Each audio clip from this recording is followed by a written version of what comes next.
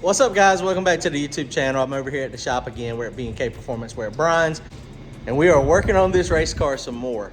So it's one of those things, man. This thing has been kicking my butt. I have been working on it. It's been up here for about a week now, and everything was going kind of smooth until it wasn't. And let me show you what we got going on. But we're fixing to throw this thing on the scales.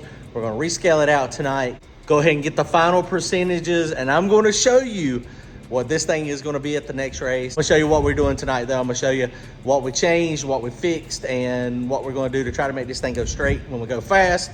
Going slow is not a problem. It's just when we try to go fast. All right, guys, if you want to support the channel, go to turbojohnracing.com, grab yourself some t-shirts. I much appreciate it. Comment, like, and subscribe. Thanks, guys. All right, guys. So this rear end has been going up and down, up and down, up and down. See, we got these long travel QA1. The Mod Series shocks are awesome, dude. I love these things.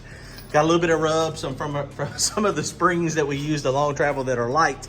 They compress a lot, but, you know, that's just one of the things. So 10 Soldiers and our roll bar is on and installed. I showed y'all last time, I think, that we had welded the arms in, and you can see, I don't know if you can tell or not, it was forward, and so that's just MIG welded onto the chassis up there.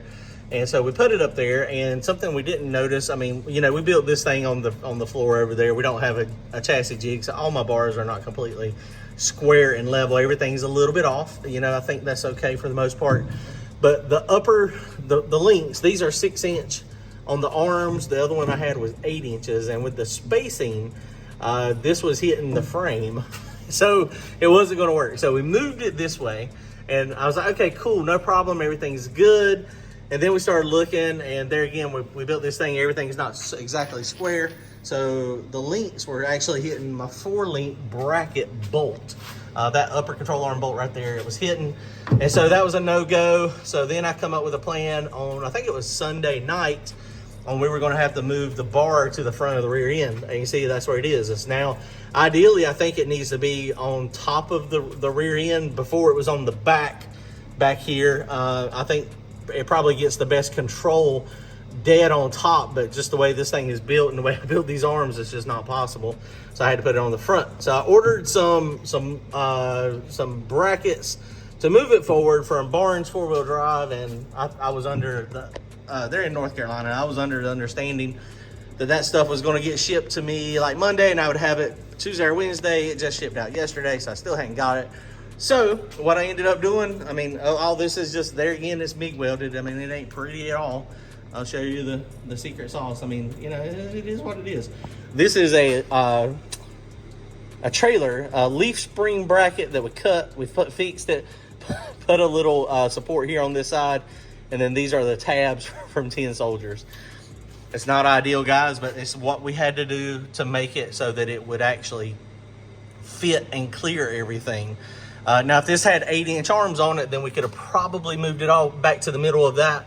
I didn't think about that. I don't know if there's a benefit, or I guess, you know, honestly, having an 8-inch arm on the anti-roll bar is probably bad when you think about it, because this just gives more flex potential. So this is where we're at. So this is where it's going to be.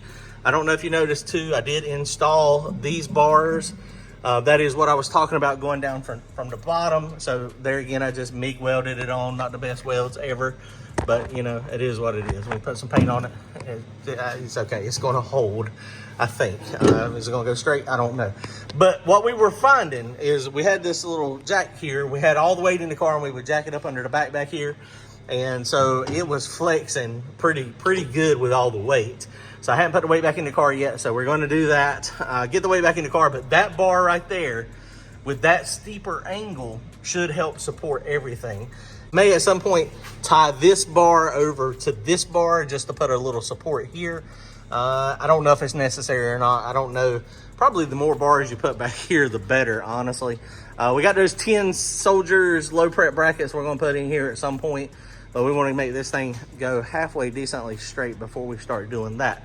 So let's do this real fast. I'm going to go ahead and get the springs back on it, get the weight back in it, and then start playing with the percentages, squaring up the rear end. We did square up the rear end already. It is square, no rear steer. We did triangulate it to the front of the car. We got it measured and a mark up there. So we go from this bottom ladder bar bracket here all the way forward, and then we do the same thing on the other side, not ladder bar, 4-link bolt here. All right, guys, so one of the things I wanted to show y'all real fast, we're getting close. I got the other tire on. I've nut and bolted everything. Everything is tight with the exception of the A&I roll bar and this upper control arm. So this is about ride height where we're going to be. I did put my brackets on, so we got some shock showing. You know, just going to try to separate a little bit. I think right there, or it may be about neutral. You know, it's just one of those things we're going to have to play with. I did move this up a hole. But what I wanted to show you, what I was trying to show you a minute ago, with the 4-link attached, you can't really do it. But without the 4-link attached, or the A&R roll bar, I'm sorry, without the A&R roll bar, look at this, how much I can move the rear end. This is preload on the upper bar, negative and positive. So negative is when you make this bar longer on the top passenger side, and you can see exactly what it does. So the rear end, and it goes up on this side and down on the other side. So you got to make sure the A&I roll bar is disconnected. You can see I can make a huge change here. So we're going to get myself in the car, and then we will, with this disconnected, we're going to set it back on the stands, and we're going to start playing with corner weights. So we're going to put a little bit of preload in this upper bar here, and we'll see what it does.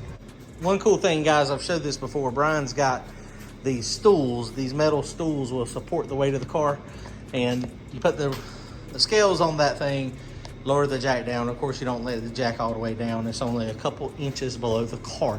Now, in the back of the car, we don't have all the weight in it, but we've got what we think we're going to need for the next few races. Let me show you what this thing's scaling out. Right now, the A&I roll bar is not hooked up. So this is the weight as is. So right now, 54% on the nose, on the tail, 746. Let me change that around so it's a little bit easier to see. I did it the wrong way a minute ago. I like talking about nose weight. So right there is 45% on the nose, and I think that's pretty common knowledge. Across the back looks pretty good. 20 pounds heavier on the left rear. So let me hop in the car real fast and see what it does with me in it. All right, guys, so I just hopped in the car, and so we just added my body weight to it, and you can see almost all of it went on the left side in the back. So corner weights, the back of the car, from what it sounds like, we want to be maybe just a tad heavier on the driver's side. And I was talking to a few other people. They said also, you know, it's not a bad idea to run some preload into the front springs as well to help get the corners done. So if I was to take the front driver's side and put a little bit of spring pressure on that, that will push some of the weight over to the back rear. And so we may do that first and see. I think let's do that first and see if we can get, the front's only 50, 60 pounds off. So that's not terrible. Back is 180 off. Let's mess with the back first. Let's see what we can do with the back with the preload first. Let's see what happens with that. What I'm gonna do is, since the back left, this should make the car drive right pretty hard. Now the A&I roll bar is not hooked up. So what I'm gonna do is I'm gonna go in there and I'm gonna shorten the upper passenger side control arm and see if we can put a little bit more pressure on the back right tire instead of the left. So this would probably drive really hard to the right. At least it should. Okay, so I went to the driver's side front. I decided to mess with that first. Put 2 rounds, made that spring just a tad shorter, put some preload in that front, and it did change it a little bit. Now you got to think too, the front springs on this are very, very soft. So they're only, I think, 75 pounds. So they're really long, but they're only 75s. So it would take a lot of spring preload, running that thing up on one side to probably make that thing change significantly. But it did change a little bit. So now we're 175 pounds off in the back. So now I'm gonna go back and take that upper bar and make it just a tad shorter on the passenger side and see what that. All right, guys. Well, apparently I'm gonna just need to lose some weight because this is playing with the anti-roll bar and the preload, and you know, you can't put too much on either one, otherwise it binds it up. This was 1 turn longer on the anti-roll bar on the passenger side and 2 flats on the upper, making the upper bar on the passenger side just a tad shorter. This is 170 pounds difference, but I guess, you know, being fat is, you know, that's a problem. So when the car is, when I did the anti-roll bar and stuff without me in it, I'll show you that real fast too. It did change that. So that looks pretty good. But with me in the car, man, I just don't know that, I don't know that I'm gonna be able to get this thing to like a true, okay, 50-50. Maybe I do need to add, you know, more weight on the passenger side in the back, instead of when I add weight, putting it all the way across the back. That's something I have not played with, you know, actually. So I don't know. Let me show you the weight without me in the car again, and I'll show you how much I change it. And this is with the anti-roll bar hooked up now, and basically this is the way I'm gonna be making my passes next time at the track. So here it is without the driver. So you can see I mean, that is like perfect in the back. But when I get in there, man, it just really, I mean, 300 pounds on this left side, you know, really throws it for a loop. That right there, man, I wish I could have that right there. I need to lose some weight, guys. We gotta lose some weight. Me losing weight is cheaper than carbon fiber, I think. This is where we're gonna try it. I mean, it is what it is. We'll see what happens. Car went straight last year. You know, it's one of those things I'll have to look back through the notes. But last year the car went pretty straight, didn't have any major issues. But you know, it just is what it is. All right, guys, comment, like, and subscribe. We'll see y'all soon. Later.